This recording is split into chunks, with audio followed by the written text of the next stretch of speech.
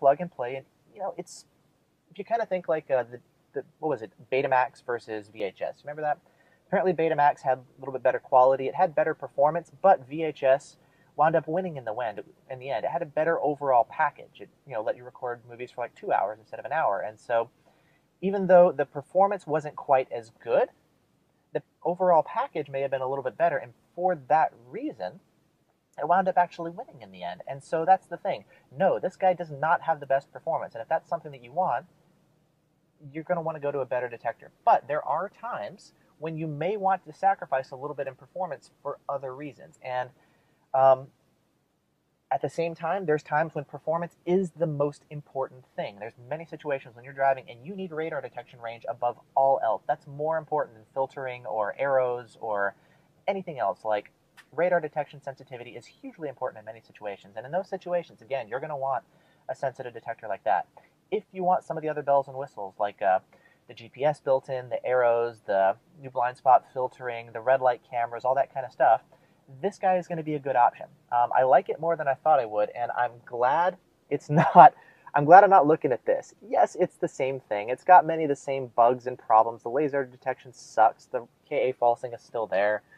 Kind of fixed, kind of not. But I mean, some of these other detectors false to Ka too, so I realistically can't be that hard on it, but whatever. So I'm glad this guy's not a Max 2. It's the Max 360. It's kind of an evolution on it.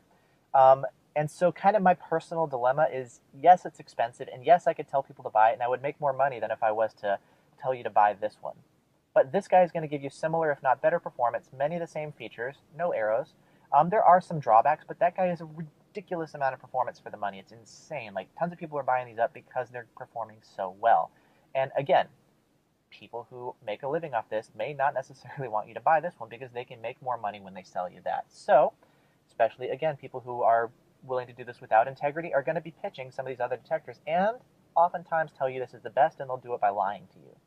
This may be the best detector for you if it's what you need. Another detector may be better for you as well. And yeah, you can tell I kind of have strong feelings about it. So anyways, good detector, holding a lot of promise. I'm glad that it's not quote-unquote the Max, but it's still kind of a Max with a rear antenna and arrows and some other smaller things. But reasonable performance, adequate performance. You're not going to get speeding tickets left and right with this guy, but you're also not going to get the level of protection that you will with that one. So that's where you got to weigh your pros and cons. Do I like it? I'm still kind of feeling it out. I'm still getting a feel for how the performance is.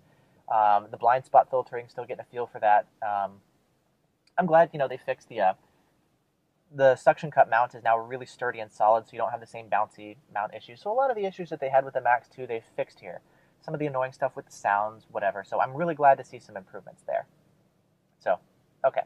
Mixed feelings about that one, but I still think it's a good choice for people who want something really easy to use and plug and play. So that's kind of where my little personal dilemma is there.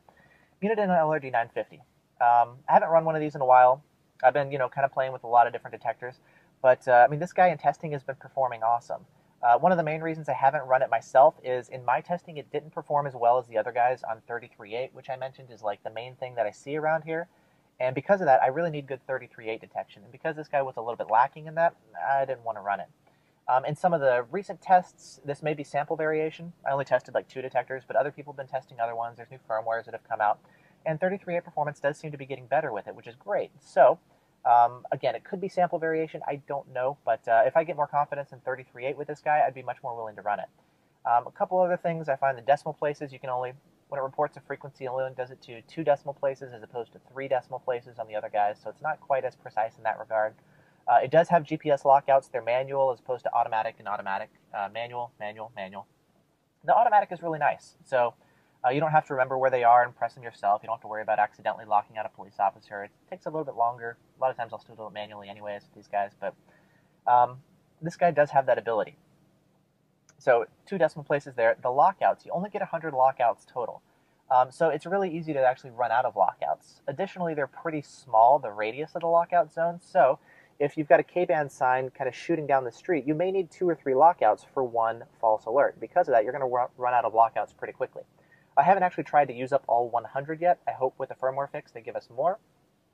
So that's an issue that I could see down the line, but I haven't run into it and actually run this detector enough to see if that's been like an issue yet. And I haven't heard of anybody actually having an issue with that, but 100 is really not that many. So I think it holds a lot of promise. I mean, he's able to perform like, some of these other detectors, and he's so much cheaper. Like, this guy is kind of one of the surprises. Is Uniden came out and just, they're clobbering other radar detectors for a fraction of the price. It's pretty amazing. So it's getting harder and harder to justify some of these other detectors when this guy is out. I mean, you've got enthusiasts and normal people, normal users alike, getting these and being really happy with them. They're awesome detectors. But again, the thing is, people who make a living selling these other ones are not necessarily going to want to do it. And there are lies, whether they've put out intentionally or unintentionally, to try to make this guy look bad so that you'll freak out and buy one of the other ones that other people recommend. So you'll have to look out for that, and you will see it from experts. I'm not going to name any names, but do your research. It's really easy to find. The people who make a living selling these other ones oftentimes don't like this one, and it's understandable because you can get similar performance for a fraction of the price and a lot of the same features that these guys offer. So competition, All right, finally, last one, Redenso Pro SE. Really, really interesting stuff there. They've been coming out, listening to enthusiasts, actually implementing a lot of the features. Michael is awesome on the forums, listening to us. The engineering team is taking a little bit longer than I would like to actually implement some of the features and fix some of the bugs that have been bugs for a little while. Like, for example, the lockouts don't work properly still. There's some annoyances, like the K-band filter. It's been improved. I drove around last weekend, drove about 9 or 10 hours behind the wheel with the detector. Some of the false alerts with this guy, it'll alert to, like, out of, from 1 through 9, the signal strength, it'll alert like an 8 or 9, like, bah! Like you just got IO'd at point blank for, I think, what are blind spot falses sometimes. Sometimes you'll get a weak signal, sometimes you'll get a really strong one, and it's kind of, whoa, Additionally, there's still some annoyances, like if you pass a speed